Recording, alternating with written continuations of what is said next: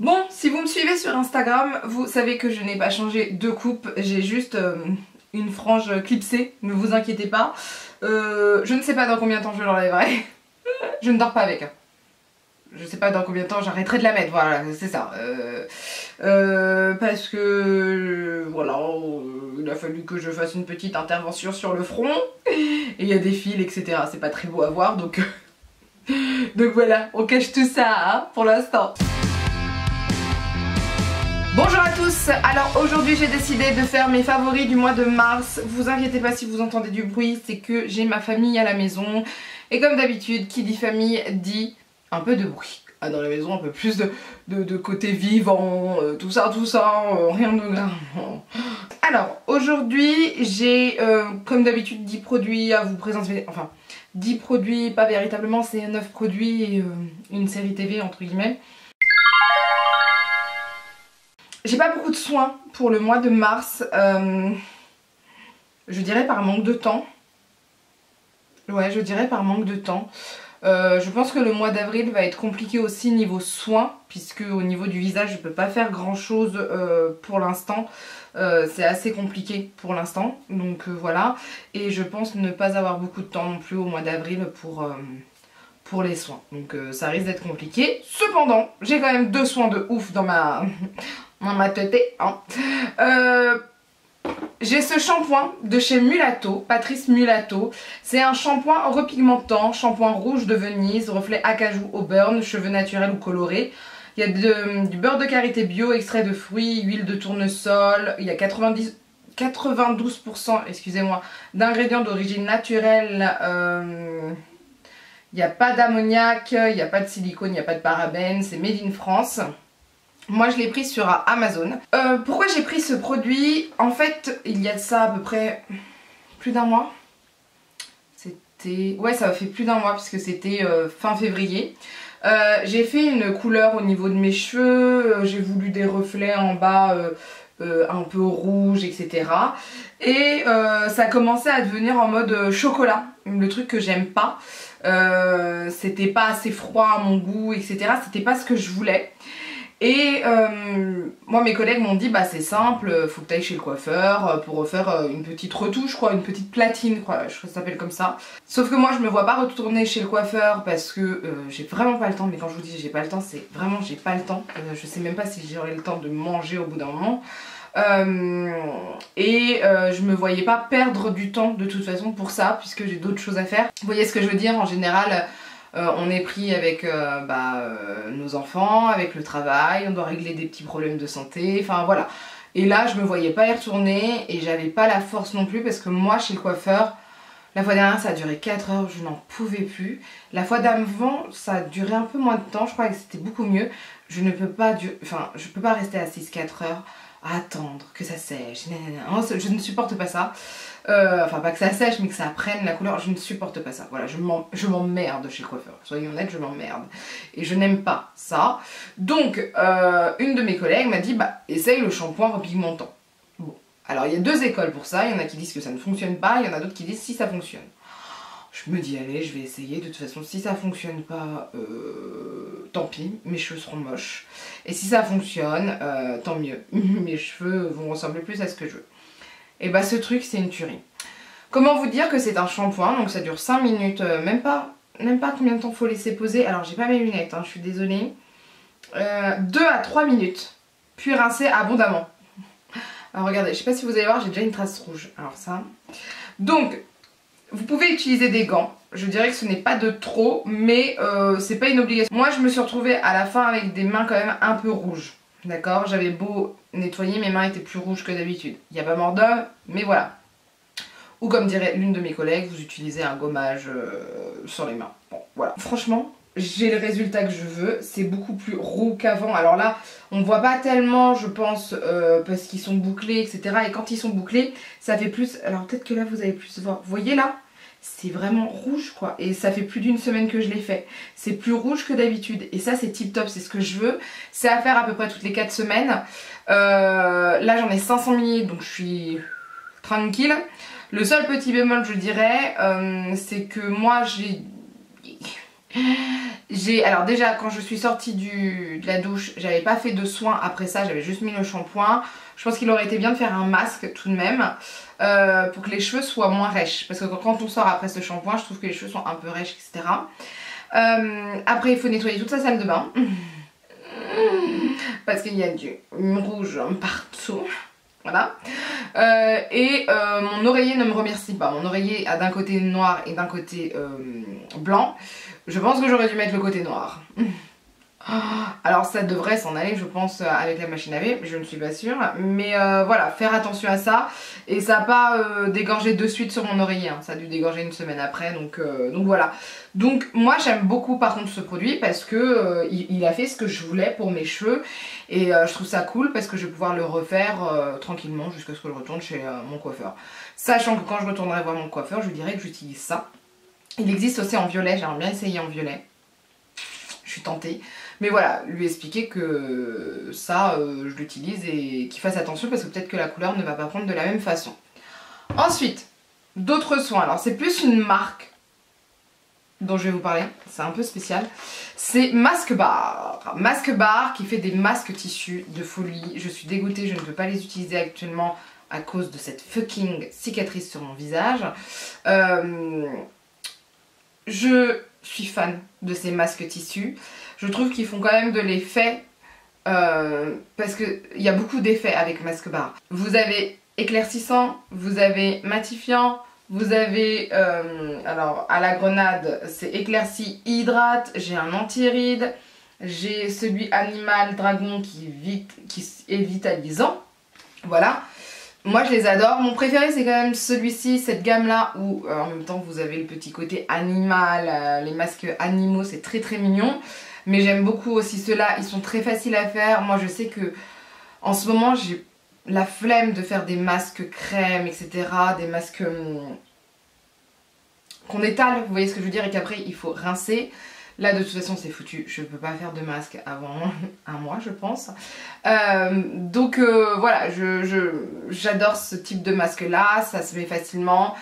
Le seul petit bémol c'est que c'est un peu froid. Si un jour une marque peut trouver une idée pour pas avoir un frisson quand on met les masques, ça me ferait plaisir. Mais voilà, et je trouve que la peau est raffermie, la peau est plus belle, la peau est hydratée. Ça c'est un truc de fou parce que moi là je le vois, moi ma peau, quand je mets ma crème, elle est rêche. Mais quand je vous dis rêche, c'est rêche. Et j'ai une crème bien nourrissante, mais elle est rêche. Et je pense que c'est le manque de masque aussi. Donc voilà, c'est vraiment bien. Moi je les applique en général 2 fois par semaine et ça fait son travail. Donc ça, je suis super contente.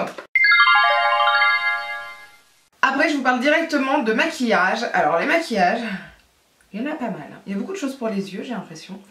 Je pose mon portable en même temps. Alors on va parler déjà de ce que je porte aujourd'hui sur les yeux. Je porte la Natural Lust de Too Faced. J'avais déjà la Natural Love de Too Faced il y a de ça plus d'1 an. Ouais, plus d'1 an, j'étais pas enceinte je crois. Si, j'étais au début de ma grossesse.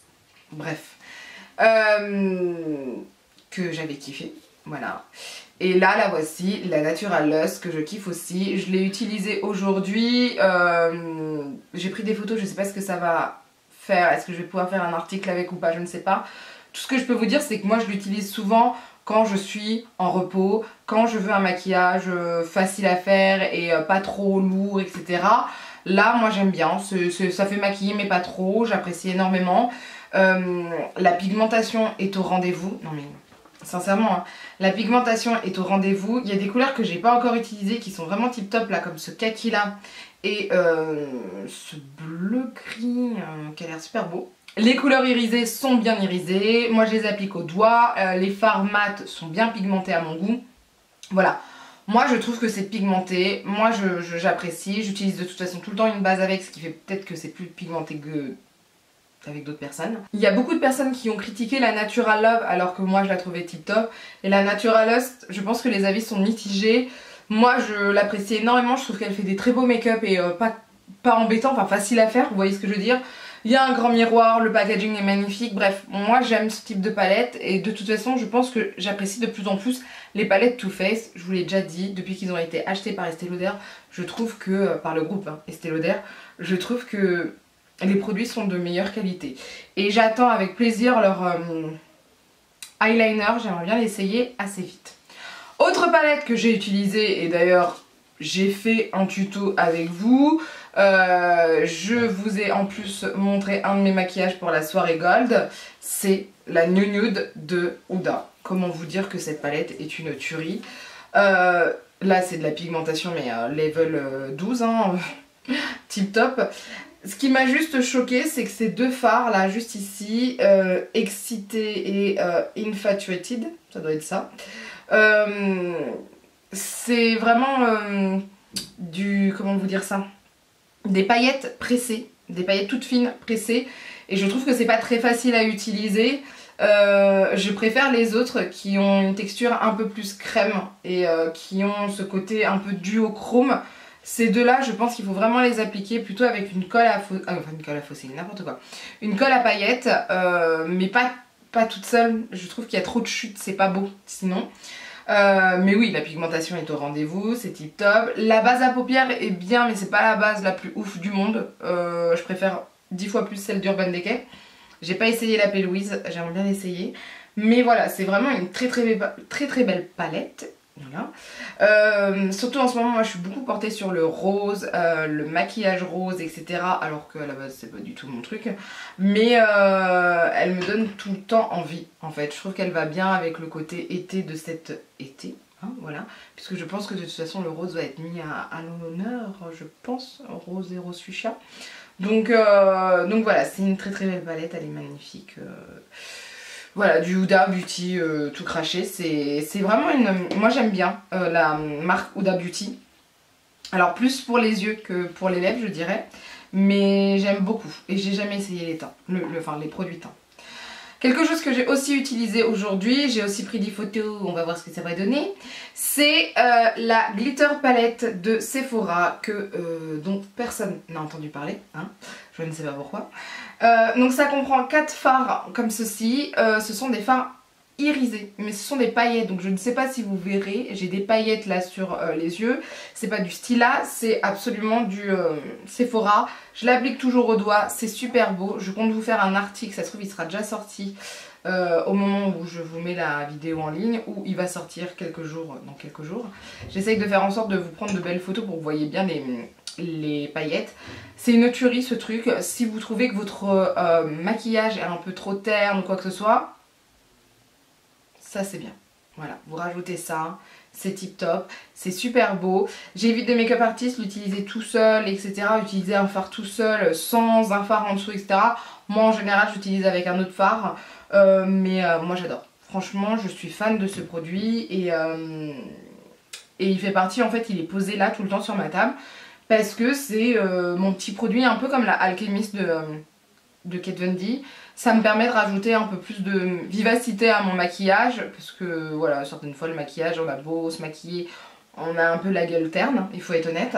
Et ça me permet de donner de l'éclat à mon maquillage et j'apprécie énormément. On continue pour les yeux, je vous ai fait une vidéo dessus et j'ai posté beaucoup de maquillage avec ces 5 fards à paupières de Stargazer.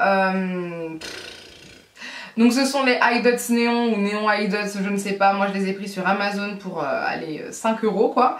Je kiffe, je surkiffe. J'ai acheté là dernièrement pas les mascaras mais les eyeliners néon de cette marque aussi je crois, hein. Je suis plus sûre. Oh, je suis plus sûre. Bref, j'ai hâte de les tester mais j'adore. Voilà, je kiffe ces couleurs, je trouve que c'est fun, ça donne envie, c'est vraiment top. Voilà, surtout ces deux-là là, pour cet été, même le vert. Oh, voilà, j'adore. Je vous ai donné mon avis déjà en vidéo, voilà, je trouve que la pigmentation est là. Alors est-ce qu'elles sont faciles à travailler? Oui et non, parce que ce sont quand même des couleurs néon, il faut quand même les travailler doucement. C'est aussi des fards à paupières en poudre libre, ce qui n'est pas tout de suite évident pour tapoter, etc., pour pas trop en mettre, etc. Bon bref, faut avoir le coup de main, c'est tout. Mais vraiment, ce sont des très bonnes... pour 5 €. Non, c'est très bien. Franchement, moi j'ai kiffé. Ensuite, pour le teint, ma poudre que j'utilise tous les jours au travail, sachez-le, et que j'utilise aussi à la maison, d'ailleurs, elle commence à être un peu creusée. C'est la Low Kit de Kate Von D. Je vous montre déjà le packaging qui est super beau. Moi je le surkiffe le packaging. Un peu gothique comme ça. Vous l'ouvrez, vous avez votre petit miroir juste ici. Et là vous avez la poudre. Moi c'est la numéro 140 que j'utilise le plus souvent. J'ai la 150 aussi à la maison. 140 c'est ma couleur actuelle je pense. 150 va être un peu plus foncé. Ce qui va être bien plutôt pour cet hiver. Cet été, mais certaines fois il m'arrive de mettre la 150 là actuellement et de la descendre un peu au niveau du cou pour avoir un côté un peu plus allé. Mais moi je l'adore, je surkiffe. Ce qui est bien avec cette poudre là, c'est que elle a ce côté où on a l'impression d'avoir du fond de teint, pas de la poudre trop légère. On voit que c'est maquillé mais pas trop non plus, ça fait pas cet effet croco grave dégueulasse. Mais la peau est super nette, vous voyez. Ça matifie, puisque moi je l'utilise pour matifier la journée au travail. Et je peux mettre autant de couches que je veux, je vais pas avoir ce côté crocodile bien dégueulasse. Par contre elle n'est pas utilisée avec tous les fonds de teint. Avec quel fond de teint elle était? Bah, avec celui que je porte aujourd'hui, avec le Guerlain. L'essentiel, je ne mélange pas les deux. J'ai essayé une fois, plus jamais. Vous avez du talc à l'intérieur et de la poudre de riz. Je pense que c'est pour ça que ça ne va pas avec l'essentiel. C'est vraiment quelque chose pour matifier, etc. Et voilà, c'est vraiment une poudre qu'on peut utiliser en plus d'un fond de teint, mais pas n'importe lequel, ou toute seule, et ça fait vraiment l'affaire, il n'y a pas de souci. Moi je l'apprécie beaucoup, je l'utilise avec ce type de pinceau, mais je crois que j'en ai déjà parlé, je sais plus. Avec le pinceau, c'est le pinceau Bronzer 48 de chez Sephora. Moi je l'aime bien pour appliquer la poudre, même s'il y a marqué bronzer, moi j'utilise pour ma poudre comme ça ou pour ma poudre transparente pour matifier certaines zones, pas absolument tout le visage. Et franchement cette poudre là elle est vraiment bien, j'en suis super contente. Ma mère en plus l'a essayé l'autre jour, elle était super contente. Ça a un effet quand même lissant malgré tout et ça c'est super top. Ensuite pour les lèvres j'ai deux produits, j'ai le Chacha Tint de Benefit.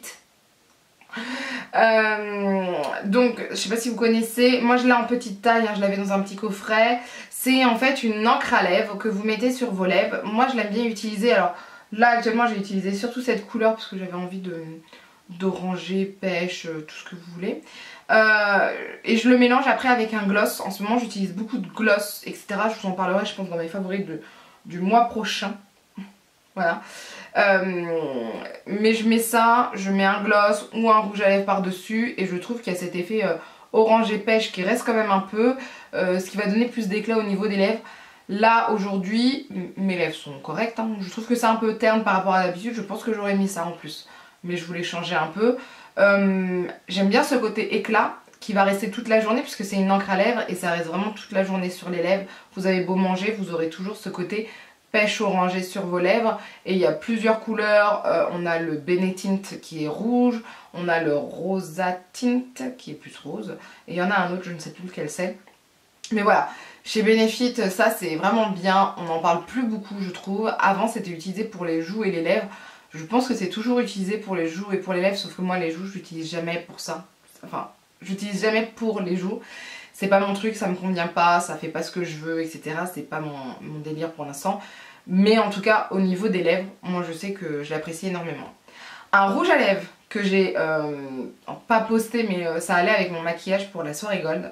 Oh, mais ce rouge à lèvres est une tuerie. J'avais une collègue qui m'avait parlé de ces rouges à lèvres là et qui m'avait dit c'est tip top. C'est un rouge à lèvres Anastasia Beverly Hills, c'est un lip gloss et c'est le Saint-Tropez. Mais ce truc, je vais vous remettre à chaque fois de toute façon des maquillages, etc. Ce truc vous fait un rose avec un effet doré sur les lèvres, c'est magnifique, mais vraiment magnifique. C'est, il tient bien en plus je trouve. J'ai quand même voulu en remettre un peu après manger, j'ai préféré. Mais c'est pas une obligation absolue, c'est juste pour que ça reste intense en fait. Vous n'avez pas ce côté collant quand vous le mettez, c'est super agréable. Et c'est vrai que je me dis, si je vois un coffret avec des lip gloss d'Anastasia Beverly Hills, mais je l'achète.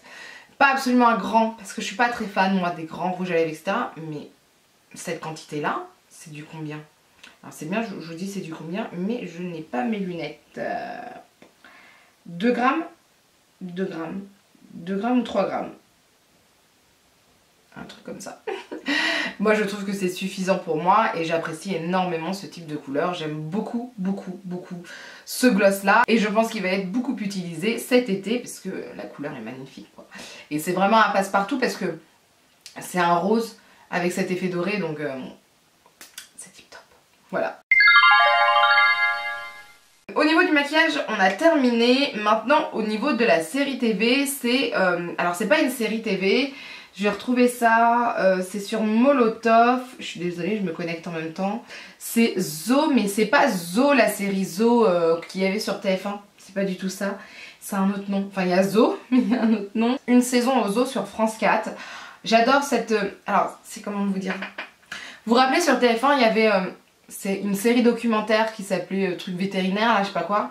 Bah là c'est la même chose sur France 4, sauf que c'est au Zoo 2, c'est au parc zoologique de la Flèche.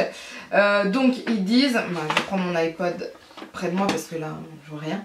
Alors, jour après jour, le quotidien des soigneurs animaliers, vétérinaires, responsables d'hébergements commerciaux, jardiniers, qui ont pour la plupart entre 20 et 30 ans, du parc zoologique de la Flèche.